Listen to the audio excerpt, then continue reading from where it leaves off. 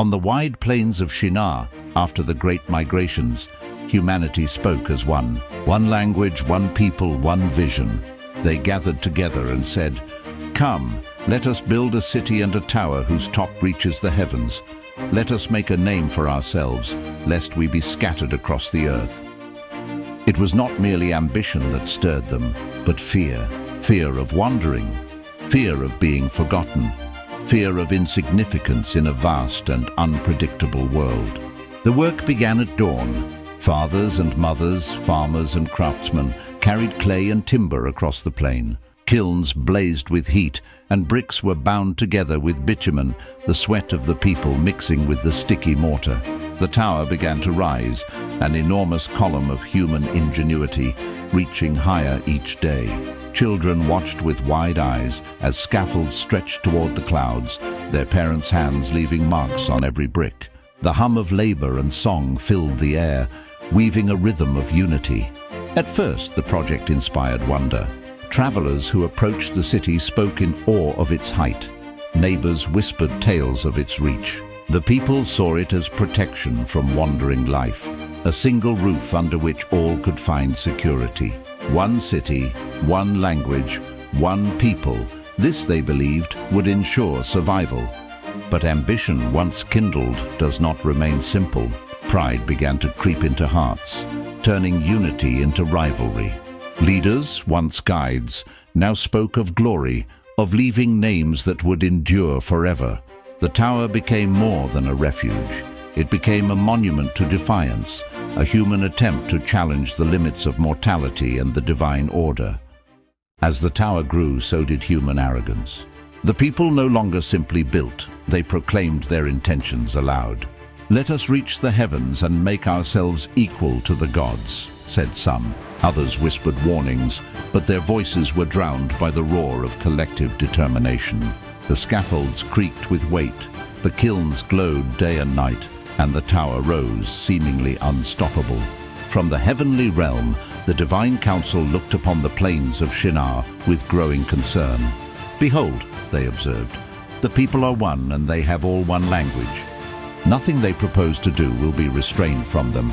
What had begun as unity was becoming uniformity without wisdom, strength without humility.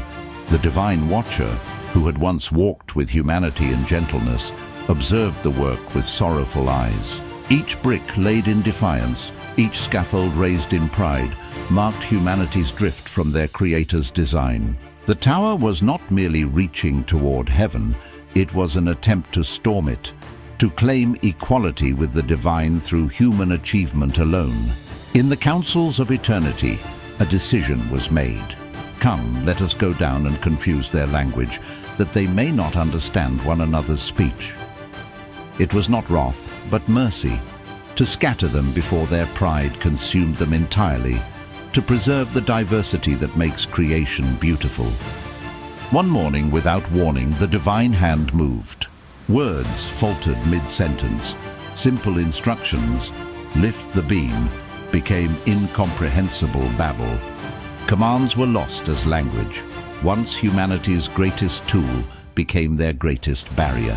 The tower shook not from wind or weight, but from the chaos of divine intervention. Unity dissolved into cacophony, and in their confusion, the people scattered across the earth, carrying with them new tongues and the memory of shared ambition humbled.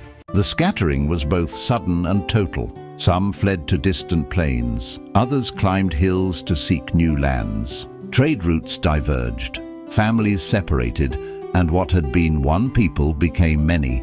Behind them, the great tower stood abandoned, its scaffolds empty, its kilns cold, its bricks beginning their slow surrender to wind and weather.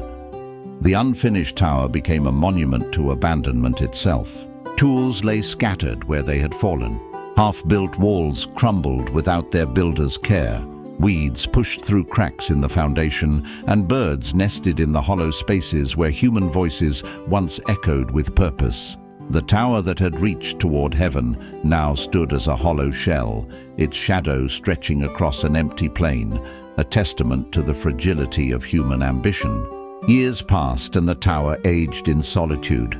Travelers would sometimes glimpse its broken outline against the sky and wonder at the hands that had shaped it, the dreams that had raised it, the silence that now consumed it. The name Babel was whispered in new tongues, each language carrying its own interpretation of the ruins. Yet in this sudden fracture and abandonment, there was hidden wisdom. With confusion came diversity. New languages emerged across distant lands, each carrying stories, traditions, and ways of seeing the world. The chaos that had once seemed a curse became a source of creativity and survival. The single voice of humanity, silenced at Babel, now multiplied into a chorus of distinct, vibrant expressions across the earth, a living testament to both the danger of unchecked pride and the potential hidden in diversity. Imagine standing at the base of that unfinished tower. What do you see? A ruin or a mirror of human ambition? Perhaps you see the hands that shaped the bricks, hands that sang, laughed, and labored with hope. The story of Babel ends not in despair alone, but in possibility. The scattering did not destroy humanity, it made it richer. Every language, every culture, every story that followed carried the echo of that moment when one people, speaking as one, dared to reach for the sky. The Tower of Babel is a cautionary tale and a celebration. It warns of the perils of hubris, of believing that unity means erasing difference. But it also reminds us that diversity, even born of confusion, is the source of life's resilience and beauty. Each tongue, each song, each culture that emerged from Babel carries lessons for the generations that followed. Humility, creativity, adaptation, and connection across differences. But here stands the ultimate truth. We are still building towers. Every skyscraper that pierces the clouds, every mission to Mars, every attempt to transcend our mortal limits echoes that ancient ambition. The builders of Babel never truly left us. They live in every dreamer who dares to defy gravity, in every visionary who refuses to accept impossible. The tower fell, but the dream endures. And perhaps that's the greatest lesson of all.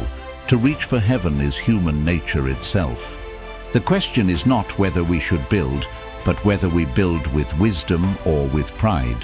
Like and subscribe for more historical and biblical documentary stories.